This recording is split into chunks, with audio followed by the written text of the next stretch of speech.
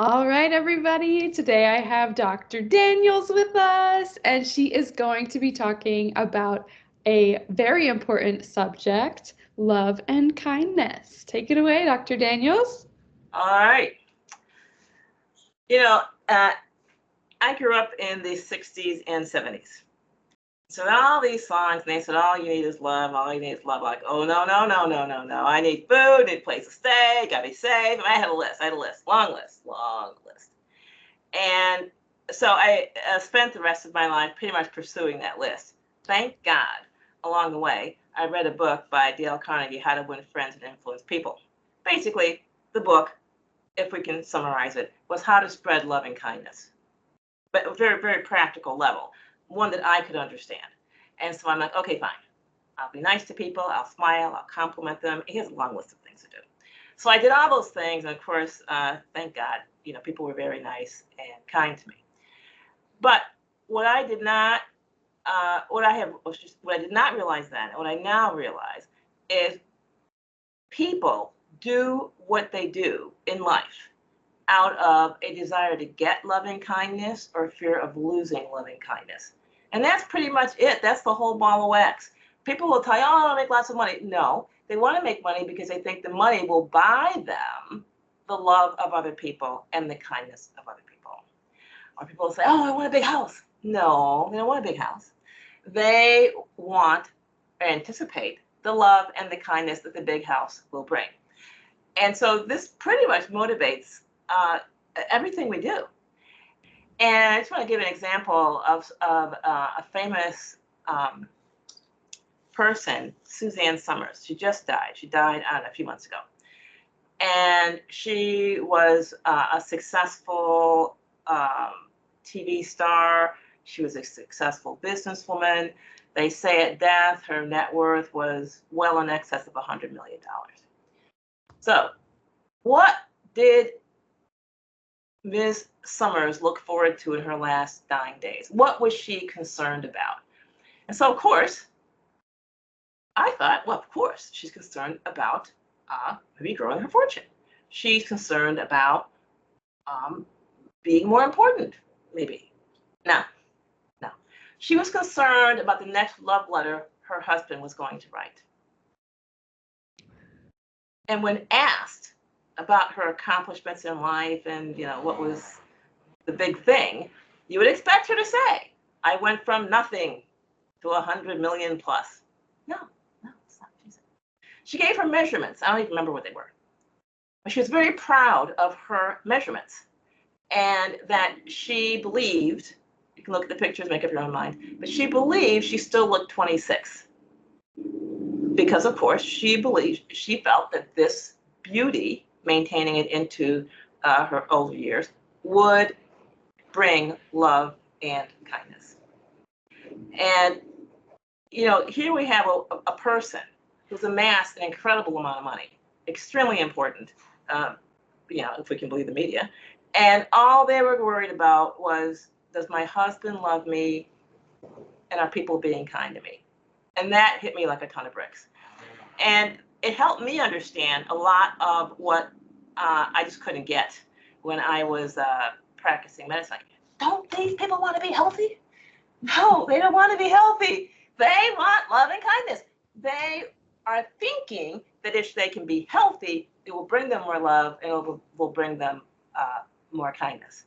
And so when you're dealing with your friends and relatives who don't seem to really understand that they should poop 3 times a day or drink more water or eat organic, they don't want to be healthy. They just want to know where they're going to get more love and kindness. That's it. And so you'll get a lot more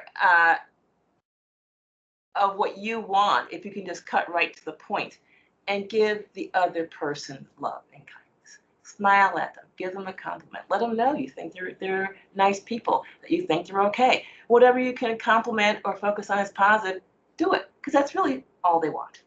And one of these success people said, you can get everything you want in life if you give enough other people what they want. But again, if you understand that what they want is love and kindness, then you'll realize the reason they want that job, the reason they want that dress, the reason they want this makeup or whatever is they think it will bring them love and kindness. And that's where the expression comes from, sell the sizzle, not the steak. Nobody cares if the lipstick is red or blue or orange. They want to know, is it going to give them love and kindness?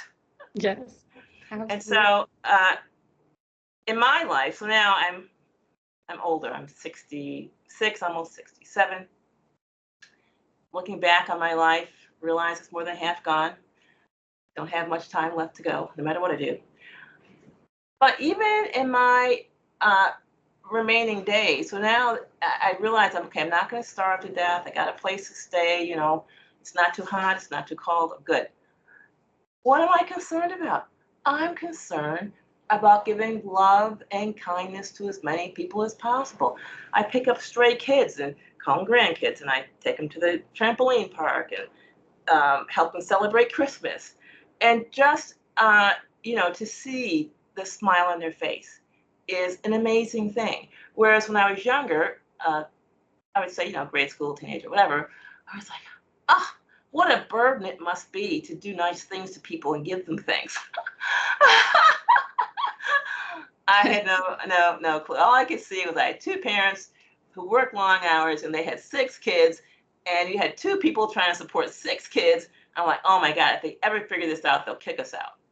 And it never occurred to me that they could simply derive pleasure and happiness from knowing that all of us were healthy and growing and doing as well as we could do. Of course, every now and then they were disappointed because one of us didn't do what they thought we should do. Maybe I decided brushing my teeth was not a good idea, and they're like, "Oh, please brush your teeth." Because of course they felt that if I had good teeth and a beautiful smile, then I would have more love and kindness. So this also is another point I want to make is a lot of people are sick. I mean, like just sick. And so if you can understand that a big part of the reason they were sick is because they adopted that damaging habit or whatever as a way to get love and kindness. And then it helps you kind of unravel the whole thing, understand it better, and not condemn other people so much. And of course, the solution is obvious, right? Give them love and kindness separate from their disease. So you have to give them love and kindness, not taking them to doctors, not handing them their pills. No, no, no, no, no, no. Maybe take them for a walk or take them to do something they enjoy doing, and then that will get you a lot further down the road. And then they will say, hey, wait a minute, I need to be healthier. And then that will actually motivate them to change whatever needs to be changed to fix the particular illness. But if you don't give them love and kindness, which is all they want anyway, forget it. Forget it. No progress. They're going to stay ill, and they'll accept the love and kindness from the doctor's office calling to remind them of their appointment. At least somebody cares. Yeah, I definitely So agree with I don't have any questions there, but.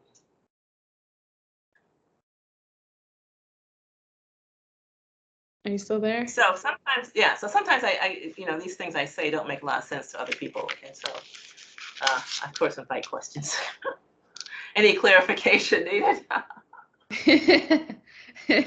I think that was really great. I think so many people do struggle and are sick, and it's because of that lack of love or kindness in their life. Could you maybe elaborate a little bit more on how that kind of builds in your body and how um, you end up getting to that place of sickness? There's 2 levels. There's 2 levels. The first level is simply your daily habits. And so eating the standard American diet, for example, the only reason to eat it is you feel like you're going to get more love and more kindness, or you equate that food with love. And so people are basically poisoning themselves, malnourishing themselves, so that they can get that positive attention or attention at all from other people. And we also saw this with the vaccine. Oh, I want to be able to go visit my friends. Oh, I want to be kind and protect my grandmother. So I'm going to, so they played on all these themes. No one said it was effective, the vaccine. Oh, no, no, no. Mm-mm. Love and kindness. If you go back to the marketing of it, that's what it focused on. So if you have someone, say, with fibromyalgia, the reason they have fibromyalgia is because of a collagen deficiency. Straightforward. You flood that person with collagen, fibromyalgia, gone. Well, why are they not eating collagen? Well, because they've been told that rubbery stuff on your plate is gristle and it's very bad, and the butcher cheated you. He wasn't showing you loving kindness by putting that gristle on your meat. He was showing hatred, and so they equated this life-saving material with hate and a lack of love and kindness. And that is really why the person has fibromyalgia. It's super simple. It's just that complicated. And of course, nobody wants to hear that it's just that complicated. They want, well, where's the test? Forget the test. Eat the collagen and get better. Or maybe someone has chronic fatigue syndrome, right? They're on the couch all day long. Yeah. Well, because they didn't eat liver. That's the simple answer. Whoa, whoa, whoa. Why didn't they eat liver? They didn't eat liver because they equated liver with being forced to eat something icky.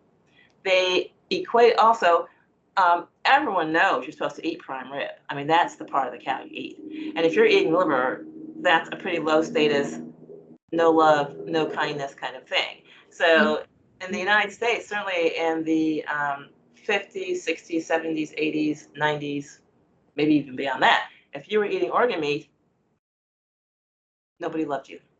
And they were very unkind to you. And you were eating the trash from the butcher. And so it was emotionally a devastating thing to be doing. And then mothers, that'd be my mother included, were fixing liver once a month. That was just a religion. That's what it is. And unfortunately, the kids were being sent off to school. So it diminished the mother's authority. So she couldn't say, I fix liver, you eat liver. And so the kids went to school, they didn't serve liver at school. And love and kindness at school. Teacher smiles at me, she gives me good grades, and I don't have to eat liver.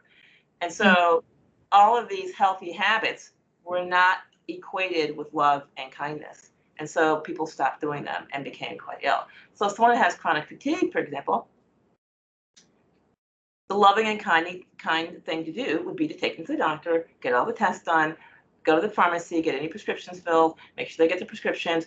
That's the definition of loving kindness. So what we've got to do, if you want to be healthy, is you've got to change that definition so that it does not include drugs, it does not include tests. It only includes the person maybe feeling better and being able to do more things.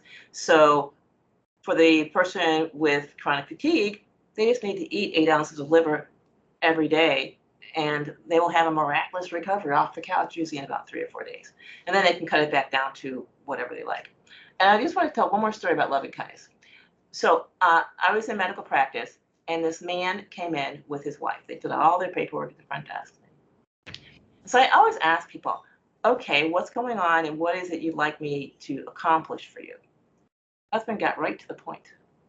My wife is broke. I want you to fix her. Yeah, I thought that was a little bit. But what was really going on was he was showing his loving kindness by making a ton of money. And he needed her to feed the kids and clean and organize the house. If something's broken, call someone in and fix it, whatever. Just do these things so that he could demonstrate his loving kindness in a way that he knew how, which was being a good provider.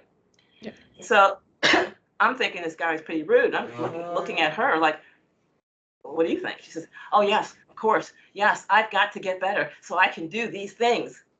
And long story short, I got her better, and they just did really well. Very loving, very kind to each other, extremely excited, very happy, just thrilled. But again, we aimed for increasing their love and kindness, not more tests, drugs. We didn't do any of that. Oh, I should tell you what happened when they left the office. I found out later. But they left the office after I told them what to do. And the poor wife burst into tears. And she said, this can't possibly work. This is it. It's over. We're doomed. We'll never find our way out of this. And so the husband said, well, wait. We paid all that money. Let's just give it a try. Of course, they gave it a try and it worked. Yay. Yeah, it only took 2 office visits. First one, tell them to do, they did it. Second one, okay, you guys doing great on your own. Goodbye. Amazing. That's a really good story. But again, you've got to keep your focus on love and kindness. And we have been, and myself included, I went to medical school. It's like, well, all people want to do is, be lovey-dovey and do these things that they enjoy. Well, they've just got to put all that aside and stick to the therapy plan. It's like, oh. But yeah, so love and kindness, if you put that number 1, then you will be healthy and happy and stay that way. And the people around you, you'll be able to help them and influence them a lot easier.